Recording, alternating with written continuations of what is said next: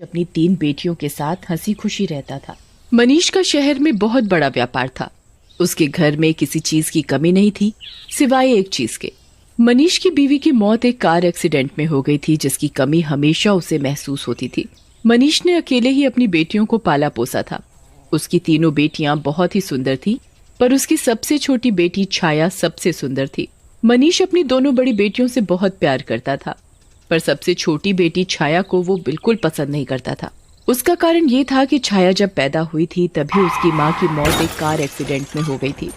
मनीष अपनी बीवी की मौत का कसूरवार अपनी सबसे छोटी बेटी छाया को समझता था, इसलिए वो उसे बिल्कुल प्यार नहीं करता था। एक शाम मनीष जब घर आता है, वो अपनी दोनों बड़ी बेटियों को आवाज देता है, माया, संगीता, कहाँ हो तुम दोनों? जल्दी आओ, देखो मैं तुम्हारे लिए क्या लाया हूँ। पापा पापा, हम आपका ही इंतजार कर रहे थे। जल्दी से दिखाओ आप हमारे लिए क्या लाए हो। ये देखो संगीता, मैं तुम्हारे लिए कितने सुंदर जूते लाया हूँ। मेरे लिए क्या लाए हो पापा? मुझे भी दिखाओ। छाया दूर खड़ी सब देख रही थी। उसे लगा कि उसके पापा उसे अभी आवाज देकर बुलाएंगे और उसे भी कुछ देंगे। वो इंतजार करती रही, पर उसके पापा ने उसकी तरफ देखा भी नहीं।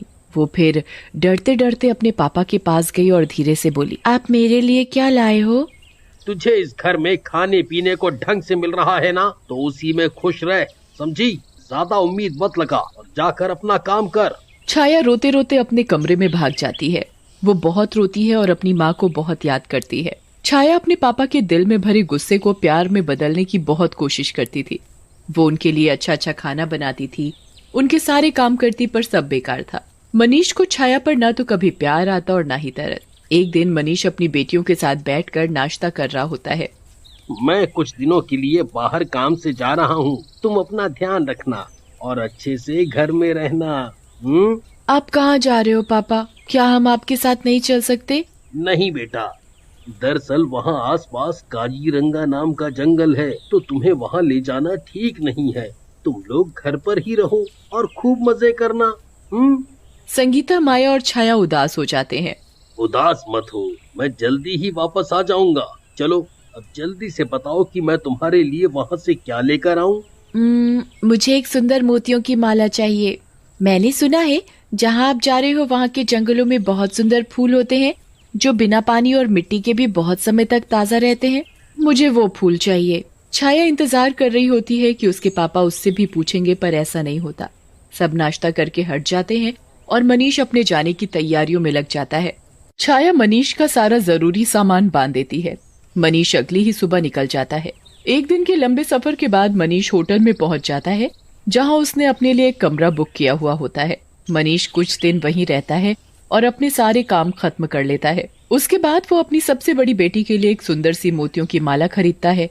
माला खरीदने के बाद मनीष सीधा जंगल की ओर निकल जाता है। वो माया के बताए फूलों को बहुत ढूंढता है, पर वो उसे कहीं नहीं मिलते। फूल ढूंढते ढूंढते वो जंगल के बहुत अंदर पहुंच जाता है। अचानक उसे एक बहुत सुंदर और अलग सा घर दिखाई देता है। मनीष धीरे धीरे उस घर की तरफ बढ़ता है। उसकी नजर अचानक से उस घर के बगीचे पर पड़ती है, जिसमें माया के बताए हुए फूल लगे हुए थे। मनीष उन फूलों को देखकर बहुत खुश हो जाता है। आखिर वो खुश हो भी क्यों ना, वो शाम से उन फूलों को ढूंढ रहा था।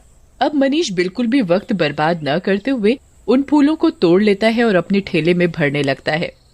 फूल तोड़ते ही मनीष को बहुत अजीब सा महसूस होता है। आसपास बहुत तेज हवा चलने लगती है और अजीब सी आवाज भी सुनाई देने लगती है। मनीष बहुत ही डर जाता है। वो जल्दी से वहाँ से भागने लगता है, पर वो अचानक किसी से टकरा जाता है। मनीष गर्दन उठाकर ऊपर देखता है तो उसकी आंखें फटी की फटी रह जाती हैं। उसके सामने एक बहुत खतरनाक भूत खड़ा होता है। भूत, भूत, मुझे जाने दो, मुझे जाने दो।